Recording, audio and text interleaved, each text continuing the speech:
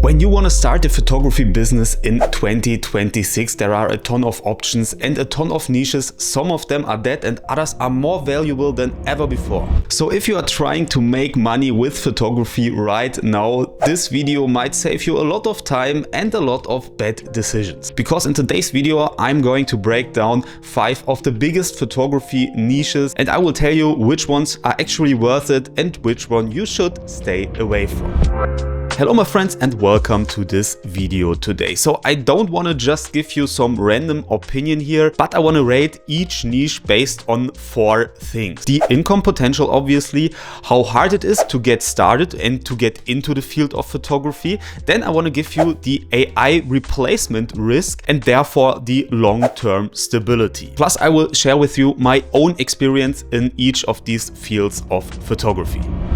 So let's start with one of the strongest niches in my opinion, wedding photography. When we rate this on a scale from 1 to 10, I would give this a solid 8.5 out of 10 and here's why. First up, we have the income potential and that is honestly pretty high with wedding photography and it is one of the only fields where private clients are willing to pay some serious money. And that is because at the end of the day, you are not just taking photos, you're creating memories. You capture experience that the couples want to remember for a lifetime, ideally at least. The entry barrier is where this one gets serious. You need experience, you need confidence, and you need a lot of very expensive gear and you need everything in double. So you need at least 2 cameras, you need backups for basically everything that you have on site, and this is getting expensive really fast. Because if something fails, there is no second chance. When we talk about the AI replacement risk, this is fairly low for wedding photography, I feel like, because this is one of the fields where people want to have real photos and again real memories.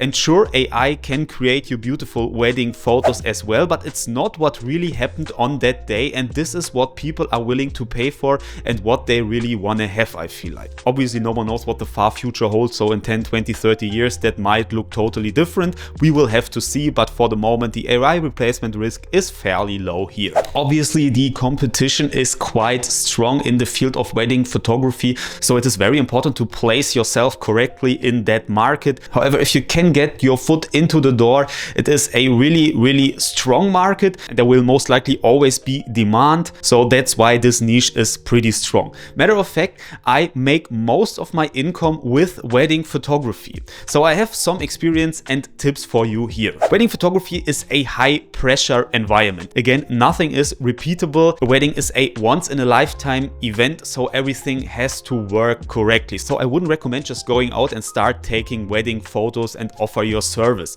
because the risk is too high that you fail. What I would suggest is that you go out with other wedding photographers, maybe for free in the beginning, and just get some experience as a second shooter so you learn the skills that are necessary without facing the risk of failing on such an important event. When you think you are ready, then you can start offer your service on your own, but I would always be super transparent and honest with your clients. So maybe give them a discount in the beginning or just offer lower prices, but just tell them honestly that you have not a lot of experience in wedding photography, so no one is disappointed in the end. And that's the way I got myself into wedding photography and I think it's a pretty reliable way. So if you are a photographer that likes to work with humans, then this field might be pretty great, a strong niche in 2026 to start your photography business, at least in my opinion. So before we get on, I just want to quickly tell you who am I, because chances are that you don't know me. And my name is Dominik. I've been a photographer with a small photography business for over 6 years now. I tried out a lot of different things. Some things work great, other things work not so great. And this is exactly why I want to do this video and share my experience today.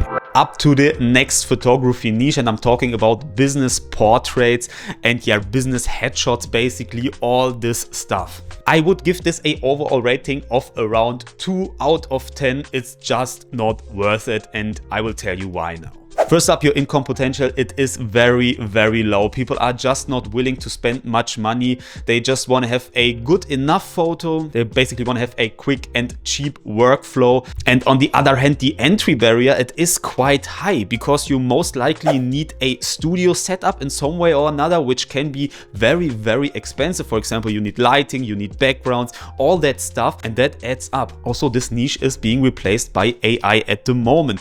You basically can take any photo that you have of yourself, load it up to an AI, and it will generate you a nearly perfect business headshot portrait photo, which is good enough for most things. So honestly, this is a dying craft. It's also really monotone, I feel like. You always do the same, and this is, at least for me, something that I do not want to do. I want to be creative as a photographer, and I feel like most people who want to join in this business are like-minded. However, there is one potential option that you could go. However, it's really hard to get in that because most of the time they hire experienced photographers, maybe even famous photographers. I'm talking about portraits and personal brandings for famous people, like for example celebrities or politicians.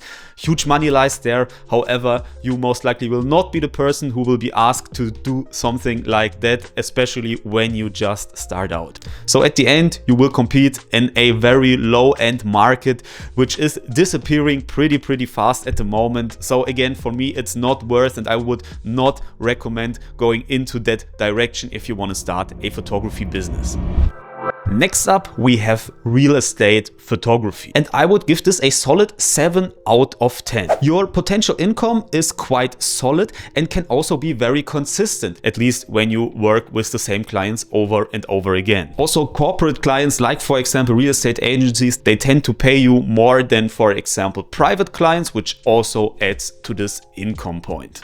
The entry barrier is relatively low, I feel like. You can learn this craft fairly quickly. You don't need that much of equipment, and mistakes are not so critical because most of the time you can reshoot. For example, when you find out at home that the pictures doesn't turn out the way you want it to be, you can basically just call your client, say, hey, listen, I'm sorry, but I had technical issues, I need to reshoot. It's not optimal, but it's also nothing too bad. And this is great, especially when you're just starting to gain experiences. But here comes the real challenge of this niche, and that is getting clients. A lot of jobs, for example, come through agencies, and when you go that route, you first up need a portfolio before agencies list you, and even if they list you, the payment tend to be much lower than if you work on your own. Also, a lot of bigger real estate agencies, they have in-house photographers. When we talk about the AI and the replacement risk, I would say it's at a medium high because, again, with smartphones and AI support, you have such great possibilities on your own nowadays.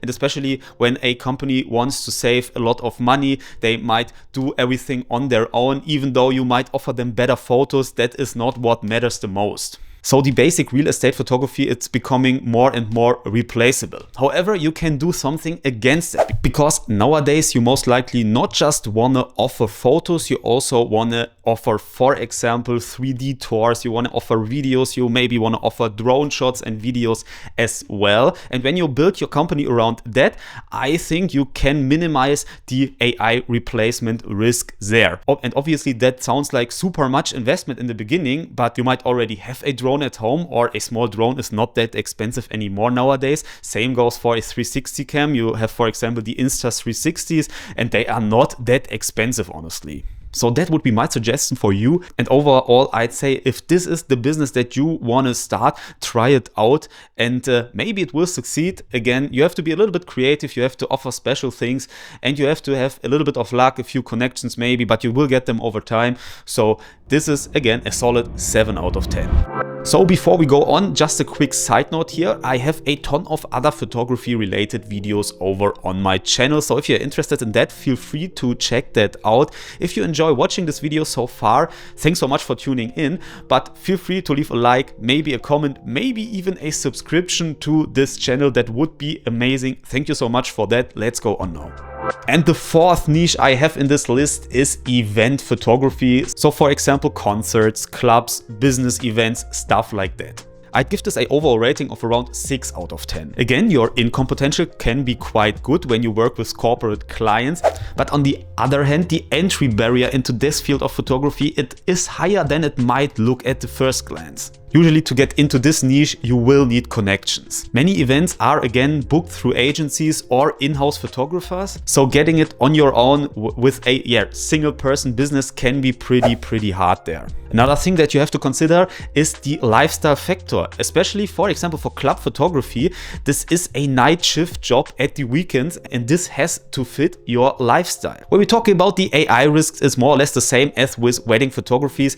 The risk, in my opinion, is relatively low at the moment because these are real events and your clients want to have real photos, no AI slop there basically. So therefore you are quite safe in this niche at the moment, in my opinion. So one practical tip I have for you here is that if you start out in this niche, try to get started by shooting prom events. Might sound a little bit strange there, but at least in my experiences, they often hire photographer independently because they want to save money, for example, and that makes them great for, getting your first clients and gaining experience. Let's get to the last photography niche in this list, and it's not even a real photography business, but more on that right now. I am talking about social media photography. So not working for other influencers, but building yourself a brand, building yourself your own accounts, becoming your own influencer basically in the field of photography. When I had to give this a overall rating, which is really hard, I would give them everything between 1 out of 10 all the way up to 10 out of 10. Your income potential is theoretically extremely high, but realistically it will be very low. And that's the biggest catch here. When we talk about the entry barrier, it's also at the first glance very low. You basically just need your smartphone and an internet connection and you can start today right away with posting content. But you have to keep in mind that the competition there is insane. Not just other creators, but also AI slop. Good news is, at least in the photography niche, AI is very much hated at the moment.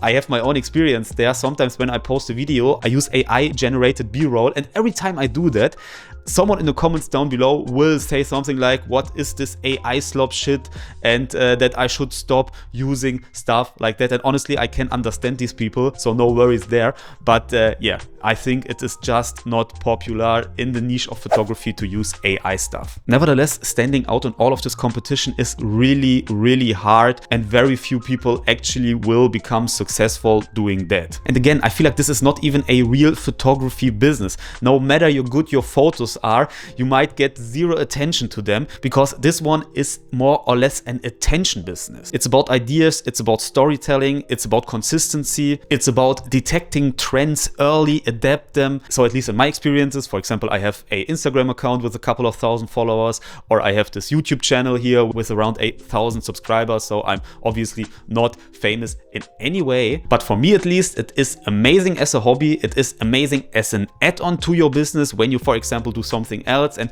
regularly post content about your photography business that you already have. It's always a great idea and it is a great choice, but as a business on its own, I feel like it's super unreliable and unpredictable. So try it out, maybe keep it as a side hustle, but depending on it financially from the beginning is not a good idea, I feel like, and that is what I would not recommend. This brings us already to the end of today's video, but obviously there are way more fields of photography out there, and I will talk about them in part 2 of this video. So make sure to subscribe to this channel if you enjoy this content. Again, thank you so much for doing that. At the end, we can say some niches, some fields of photography becoming weaker, others becoming stronger, and some are just changing completely. But for now, I wish you a great day and I wish you a great week, and I hope I see you in next week's video. So see you then, and goodbye.